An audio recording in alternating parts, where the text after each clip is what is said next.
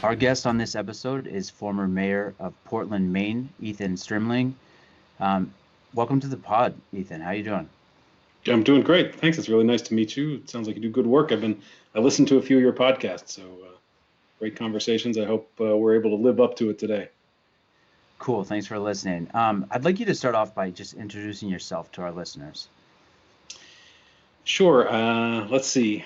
I was born, raised in New York City. I grew up in the theater, actually. My father is an actor. My grandmother was an actress, and I was sort of going on that path. I went to the High School of Performing Arts, and then I went to Juilliard. And somewhere in there, I started to realize this was not actually the path I wanted to do. Politics was something that was very meaningful. Theater I loved. I loved political theater, but I felt like I needed to perhaps find a different road. So I came up to Maine, met some folks who actually I'd known for a long time, lived with them, ended up going to school at the University of Maine, and then went off to graduate school and studied history and education. And from there, I came to Portland and was hired to run an agency called Learning Works. And Learning Works works with at-risk kids and low-income families, immigrants and refugees, and uses education as a tool to try to help people move out of poverty. And I ran that place for about 20 years, just a remarkable organization.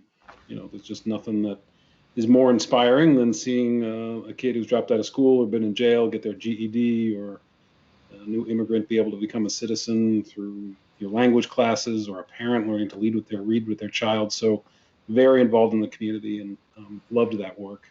While I was there, I ran for and served in the state Senate, and I served in the state Senate for about 6 years. And then I became mayor of Portland in 2015, and I served in City Hall from 2015 to 2019. And we achieved a lot of great work. I'm sure we can get into some of that stuff, but really just trying to focus on how to make sure that the working class in this city, people who are struggling on the edges, are able to get a fairer shake, create some more opportunities.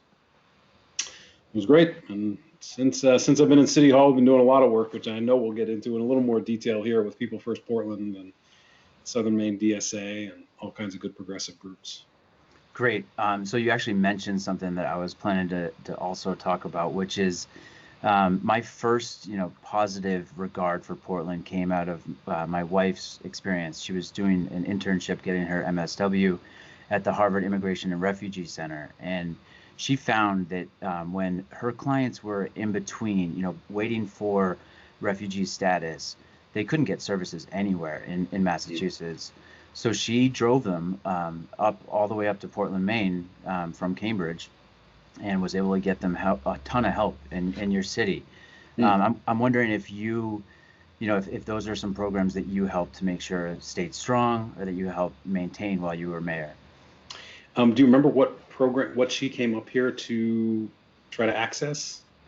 It was, everything from food to clothing to, it just like ran the gambit of things that people need. Yeah, Portland is a very welcoming city, and we have made very clear we're not going to be checking your papers when you come in looking for food. We're not going to be checking your papers if you need a shelter. At Learning Works, where I was, we provided English language classes to anybody who came in. Again, we weren't checking anybody's papers on that. Human beings are human beings. If you have kids who need to get an education, they go to our schools. And so maybe through all of that, she was looking at it and realizing that Portland is a good place to live. I'm encouraged to hear that. When I was mayor, we had a number of battles. You remember when Donald Trump said that he was going to start sending all the migrants at the border to all the sanctuary cities. I, among many other mayors, stood up and said, "Bring them on. We're happy to take anybody you send our way, because it's our lifeblood." Immigrants built the city of Portland. We're still building the city of Portland. And if we didn't have immigrants in this city, a third of our population would be gone. So it makes us who we are.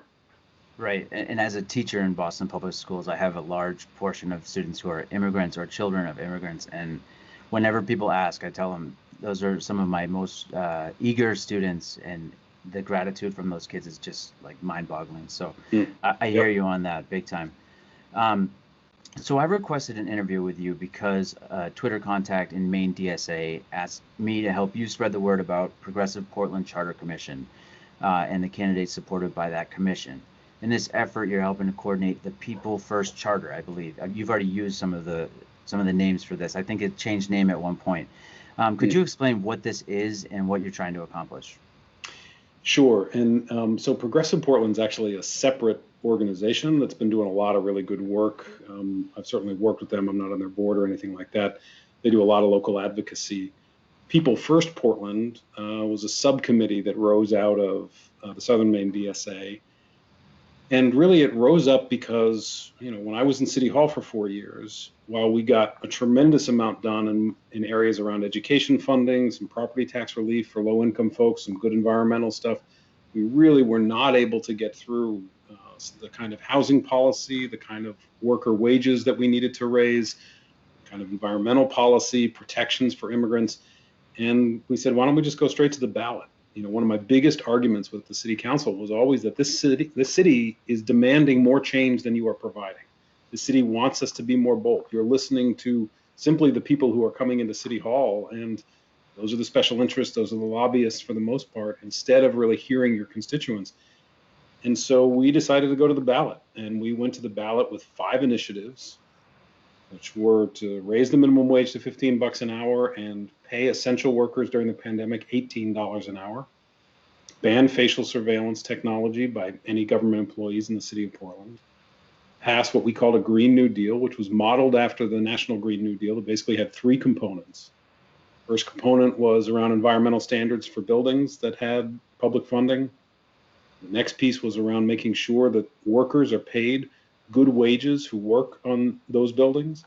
And then the third were stronger incentives to build more affordable housing. So like the federal legislation, it really focused on the environment, it focused on workers, and it focused on housing. And that was our third referendum. The fourth one that we had was rent control. Rent control is something that we had tried to pass in 2017, and it had failed pretty badly, but that was an off year, low turnout. And we knew that this was going to be a presidential year, strong turnout, good opportunity. And the last one was restrictions on Airbnb. And this was to basically say, okay, Airbnb can exist, but only if you live in the unit, because we have 400 units in the city of Portland that have been taken off the long-term rental market and turned into short-term rentals. And for us, we have 17,000 units of rental units in the city of Portland. You take 400 units off, that's 2% of your market, and that's a big deal. So anyway, so we decided to put these 5 referenda on the ballot. We decided to do all 5 at once. We said, look, we can get the signatures. We have the grassroots. If we give the opposition the ability to just target one, like we did with rent control, they can put all their money into that and kill it. This is a good way for us to get a lot of issues out there, get a good conversation. And, honestly, we were like, if we can get a couple of these passed, it'd be awesome. And election day came around, and 4 out of 5 passed with an average of 60% of the vote. And the only one we lost was the Airbnb one, and we lost that by 222 votes, so very close on that one as well. But it really proved to the point that the city of Portland is the voters of Portland, the people of Portland, are so much more progressive than our city council. And so that really is what formed People First Portland. What's happening now is a group has merged into or created now People First Charter, because while that campaign was going on, and this is way too weedy, but basically on the ballot was an opportunity for people to reopen our charter. And to reopen our charter, initially it was because they wanted to create a clean elections program for all municipal races. But it was on the ballot in July, and you'll remember BLM really rose up last May and June, and BLM in Portland became very strong. And our current form of government, which we'll get into, was created by the KKK, and I'll get a little more into that later. But BLM said, we need to get rid of our current form of government, and called on people to reopen the charter. And the people responded with over 70% of the people said reopen the charter. Now what we're doing is there are 20 plus people who are running for that charter commission, and we are doing everything we can to try to make sure that those are people who want real transformational change of our city government, who want to make sure that we create a true democracy that allows people to feel like their voices are heard and responded to. And so People First Charter is formed, and we are trying to make sure that we can get those folks elected on June 8th. Okay, so June 8th is that election. That must have been such a triumph to have those ballot measures passed. You glanced over this, but I think it's because you knew we were going to get to it. But could you tell our listeners some of the more shameful details about the Portland Chamber of Commerce and what you would like done about that? Yeah, the Portland Chamber of Commerce, unfortunately, has become very reactionary. They used to not really get involved in Portland politics a whole lot, and they were more sort of just a booster for businesses. But they have become much more active in trying to block change at City Hall. And the history of the Portland Chamber, so the business community back in the 1920s, back in the 1910s actually, worked very hard to try to change our city government. For our first 100 years in the city of Portland, we had an elected mayor, and we had a council that sort of bicameral, two bodies, that had 36 people on it between the two bodies. Very representative, lots of opportunity for people to participate, lots of opportunity for you to vote for your neighborhood person, whoever you wanted to make some noise. Well, the Portland business community at that time, the Portland Chamber, realized that it was very unmanageable for them to control that. And we had a lot of immigrants in the city who were becoming citizens that were all of a sudden getting the opportunity to vote. And at that time, it was the Irish, and Irish Catholics in particular. So they tried to change the charter a couple of times to get rid of this elected mayor because they felt like there was too much power, and get rid of this huge council and create a city manager form of government. Well, they failed twice. And then in 1923, they realized that if they wanted to get this thing passed, they really needed to jack up the xenophobia. And there was the KKK. And they were ripe there and said, okay, we're with you. We'll help pass this new form of government. And they leaned in, and the new form of government passed in 1923, wiped out what was a 36 two-body elected, two bodies that elected by the people, 36 people represented. They turned it into one body of 5. And those 5 people, elected all at large, would appoint who they wanted to lead the city. And that is basically the same system we have today. That 5 has become 9, so not much bigger. We still have 3 or 4 at-large seats, including the mayor. And basically the city manager is running it. And when I was mayor, I felt and experienced those problems through and through. You're the mayor of the city, people expect you to get stuff done, and all you have going on is a city manager in City Hall who's trying to block those initiatives and get their own policies put in place, even though they haven't been elected by anybody in the city other than 5 members of a 9-member council. So yeah, the Portland Chamber has been very problematic, and they spent almost $1 million to defeat these referendum last fall. Wow. They were part of groups that spent almost $1 million.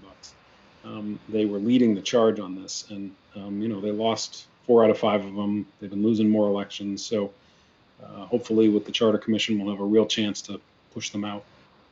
So as a history buff, I just have to ask you, what were the methods the KKK used to get when they got involved in the 20s? Was it voter intimidation? Did they actually use physical violence? Well, look, when you march down the street in your hoods and you have rallies around the city, that's obviously intimidation. And I don't know the specific instances within that election, but they made very clear who they supported, which position they supported. And they did have rallies. And there's very famous pictures of thousands of KKK members marching right down Congress Street, which is the main street in Portland, having rallies out in the Deering neighborhood. So there's no doubt that that's what was going on. But I think, what they ultimately did was they hyped up the xenophobic fears, and they really just, quietly, the way these organizations can, just whisper ear to ear to ear and tell folks who to vote for and say everything will be okay. So Massachusetts, we just recently had the ranked choice voting on our ballot, and it was defeated. in one of our more recent state elections. Can you tell listeners what ranked choice voting is, why it matters, and what some of the benefits of having that system are? Sure.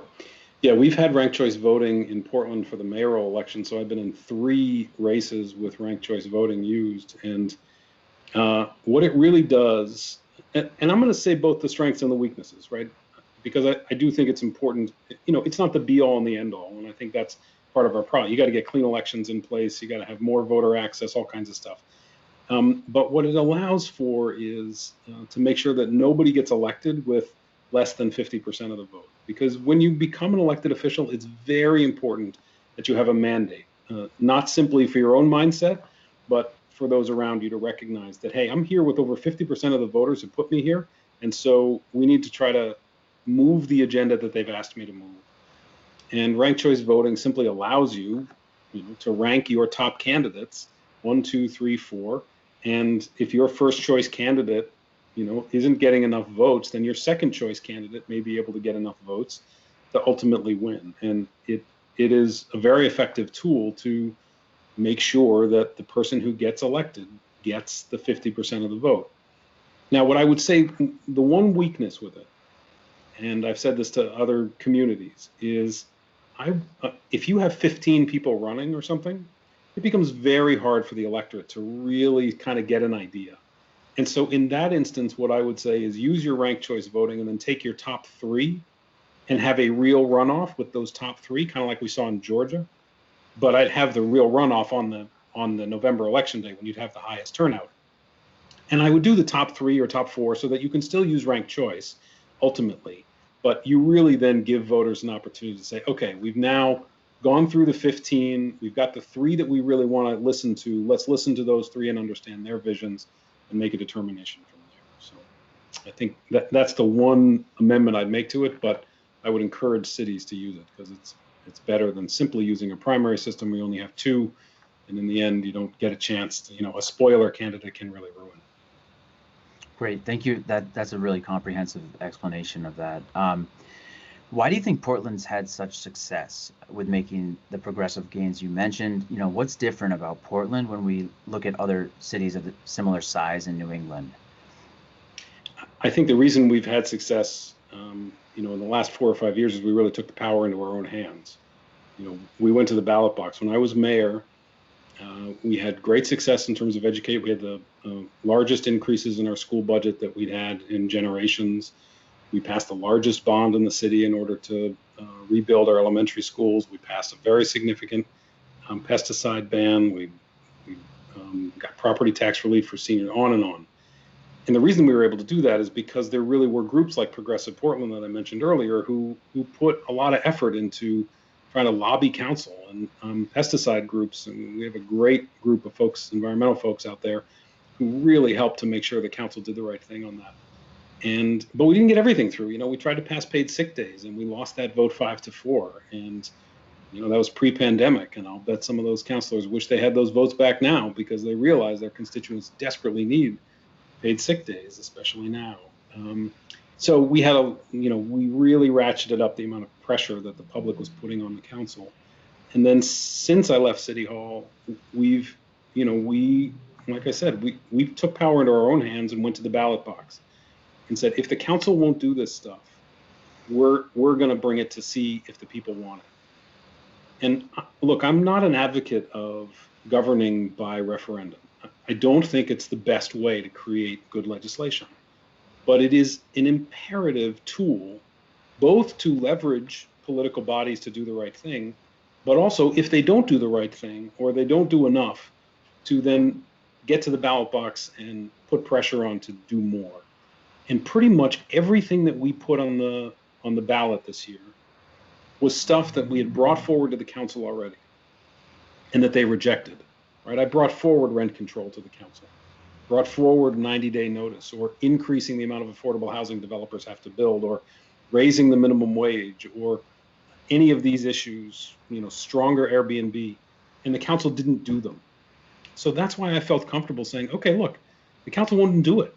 It's like when we passed gay marriage in the state of Maine in 2012, we knew the only way to get it done was through referendum because we had to get it to the public. because the legislature just wasn't. The legislature had done it in 2009. A big people's veto happened. That went out. We just knew the legislature was not going to have the courage to do it again. So we went to the ballot box.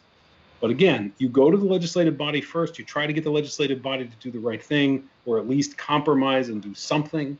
And if they don't, then I think it's a very viable, very important part of our democracy to be able to go to the ballot. So I'm told by a member of our podcast team, C Money, you've spoken with him, that NIMBYism is a bit of a problem in Portland. He named a couple issues, and I think the biggest one he named was the moving of one of your most central, your largest homeless shelters out to the outskirts of the city, and making those services really difficult to access, and for the folks staying there to access other things in the city.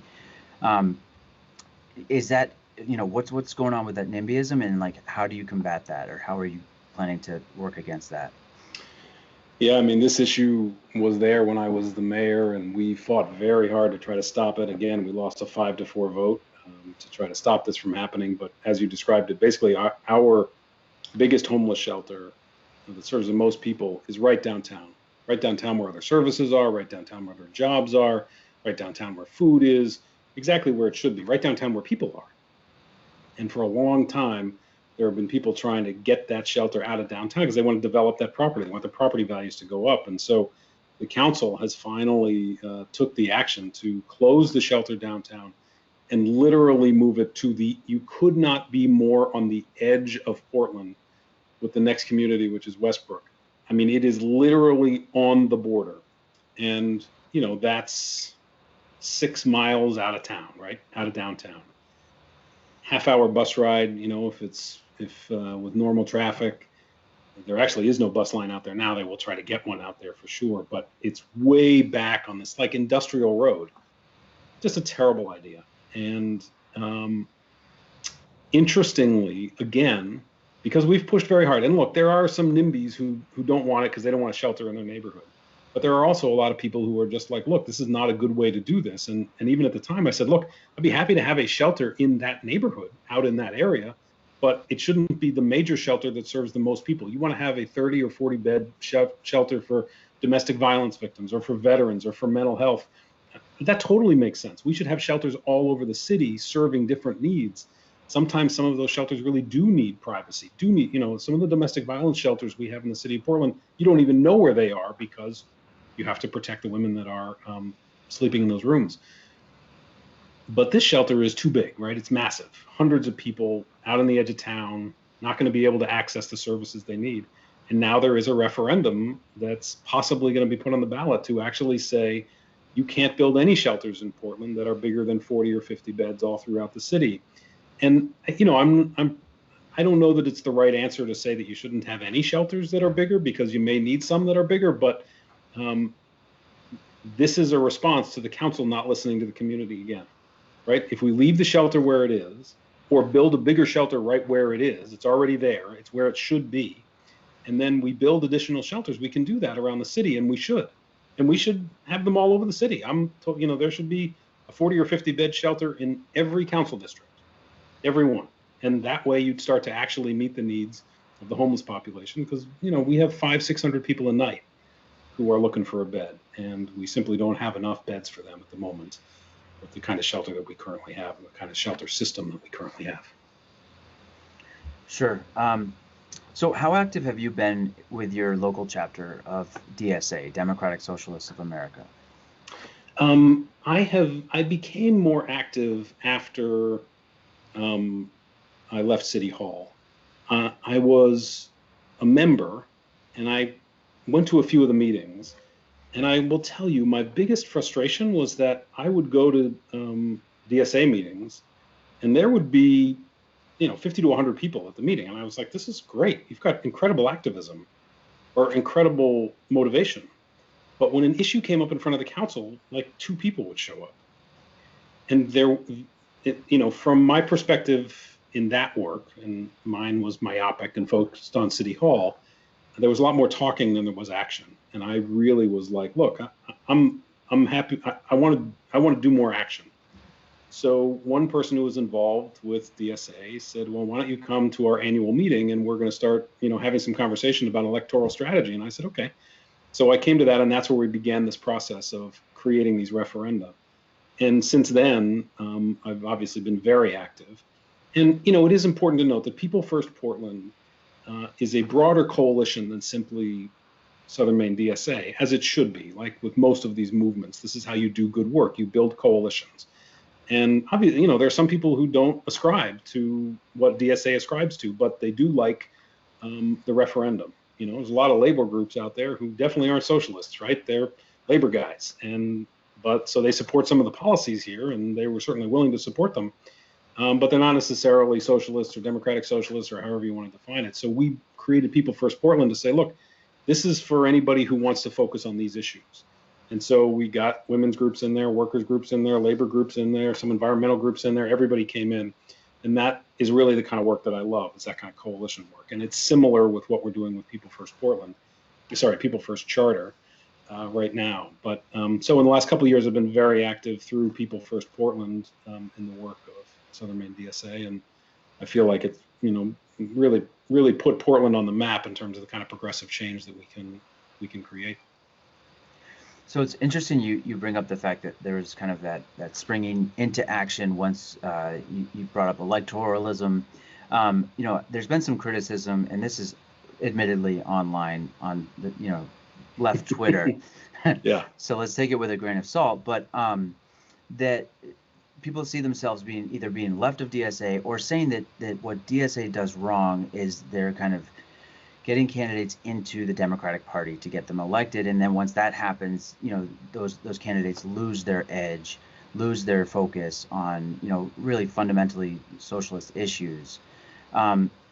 Is that something that you've seen, or is that a criticism that you would also levy at DSA? I would. I mean, look, in terms of my political identity, first and foremost, I'm a Democrat, right? I've been a Democrat my whole life. And I would level that criticism at the Democratic Party, right? Because the Democratic Party, we constantly say we believe in something, and then we elect people. And, the city council is all Democrats. And I couldn't get a body of 9 people who are all registered Democrats to vote for paid sick leave. I mean, a body of all Democrats voted to cut the school budget by $1.2 million, or voted for corporate welfare. So somebody, build a road to somebody's development, all on the tab of taxpayers. Right, so that's where I get from. I think it is inevitable that within any party, whether it's DSA or the Democratic Party or the Republican Party, I'm sure too, people get elected and then they don't stay close to the values of what the Democratic Party stands for. $15 an hour. Right, Joe Biden supports $15 an hour, and the entire city council, 8 members of the city council, all of whom were Democrats, came out against $15 an hour, came out against our referendum. So that to me, that is a problem that always exists. But I will say look, I think that third parties are great. I think if folks want to create a third party and run people on that, ticket, awesome. Nothing wrong with that. I think what we fail to remember, no matter what, is once we get people elected, you have to stay on them, right? The fight to create policy change does not end on election day, right? Joe Biden, I'll give him credit, he's pushing for $15 an hour. But Joe Biden's not going to get $15 an hour across the finish line unless a lot of people in this country start making a lot of noise. We've made enough noise that from 2016 to 2020, $15 an hour is the mainstream Democratic policy. But we haven't made enough noise at this point to get it mandated federally. And so if we don't stay on our elected officials, that's our failure. If our elected officials drift, we have to stay on them. And I would say forever and a day, every left-leaning organization should be getting involved in electoral politics and should be trying to pull people to the policies that they believe in. And whether that's electing candidates or whether it's referenda, whatever it is, you've got to keep focusing on the ultimate policy. And once you get people in office, stay on them, give them the support they need, call them constantly. My best achievements as mayor occurred because people packed City Hall to come and testify and say, You have got to rebuild our elementary schools. Our elementary schools are falling apart. And after over 10, maybe 15 years of trying to get the council to pass a bond to rebuild our schools, we finally did it. And that was because people showed up. We elected a mayor who was going to champion it, and people showed up. That's what got it done. So if your candidates aren't sticking with you after you elect them, you got to look in the mirror and you got to say, okay, yes, sometimes you make mistakes. Sometimes you endorse somebody that you shouldn't have endorsed. But other times you got to understand your job is to stay and keep helping. So you would give the same advice to folks who are frustrated about, like, for instance, AOC. This is actually ridiculous, but not getting Medicare for all passed, or at least not getting a floor vote on Medicare for all, or for instance, canceling student loan debt. You'd say that energy needs to come from the people. It needs to bubble up, and it needs to, the politicians need to hear that in order for them to be motivated to act on it. Is that the... Sure. I mean, 100%. I mean, AOC is one of 435. Right. And AOC can, I'm sure, influence a dozen members of that body, maybe a few more. Mm-hmm. But there's two paths: get more people elected who are committed to Medicare for all, and or put pressure on those who are already elected to get them in that position and make it clear that they'll be voted out of office. Look, the NRA has been controlling the gun debate in this country because they are very clear. We will take you out if you don't do what we want, right? It's not that they go around saying, oh, this is good policy, don't you think this is the right thing we ought to do, et cetera, and oh, we'll support you if we do the right thing, but if you do the wrong thing, well, okay, fine. We will take you out. And that's how they, and marriage equality became a little bit about that. I served on the board of Equality Maine, and it's one of the things that we started to recognize. We had to be hard about issues around marriage equality. You're with us on this issue or not, and if you're not with us, we're going to tell people about it. And I think it helped to move. Yes, you have to move the populace. You got to have emotion. You got to make sure that people believe in what you believe in. But electoral politics, you have got to be clear. Get focused on the issue that's most important to you. Help people win who are with you. And get rid of people who don't. Okay, so for listeners who like what they heard and they want to support People's First Portland, get involved in some way, what can they do? You can certainly go to our website. You can make a donation. If you're outside of the city, we would love to have your financial support so that we can really try to spread the word. peoplefirstportland.org. You can go to that. And you can find us on ActBlue, peoplefirstportland.org, or People First Portland, or People First Charter. Look for our materials on that. That's the best way to help. If you are in the city of Portland and you want to start volunteering, same thing. You can go to our website and try to find a way. We are going to need a lot of people on the ground to be able to pass out flyers and be able to put mailers in people's mailboxes and make phone calls and texting and all the stuff we have to do. So please step up if you want to volunteer. We'd love to have your support. The election's on June 8th, and it's coming faster than you realize. Well, I really want to thank you for taking the time to talk. It was a lot of fun having this conversation. Great. Thanks. I really appreciate it too. Nice to meet you. You too.